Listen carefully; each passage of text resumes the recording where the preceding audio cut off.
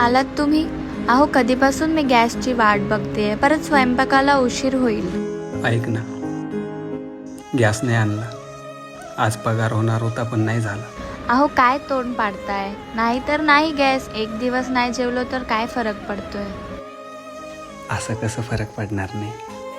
मी आपल्यासाठी जेवायला पार्सल घेऊन आलो. जेवण पार्सल आणायला एवढे पैसे नव्हते माझ्याकडे, म्हणून वडापाव घेऊन आलो. मला माफ कर यार, लग्नापासून आजपर्यंत मी तुला काहीच देऊ शकलो नाही. तू माझ्यावर प्रेम केलं, नातेवाईक नको बोलत होते तरी माझ्याशी लग्न केलं.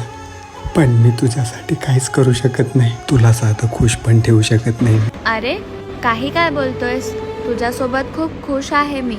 खूप स्थळ आले होते, गाडी, बंगला, सगळं काही भेटलं असतं. पण तुझ्यासारखा समजदार, जीव लावणारा, प्रेम करणारा जोडीदार नसता भेटला. एका मुलीला काहीच नको असतं, फक्त जीव लावणारा जोडीदार पाहिजे असतो. एका मुलाला पण दुसरं काही नको असतं, फक्त समजून घेणारी आणि आयुष्यभर साथ देणारी बायको पाहिजे असते.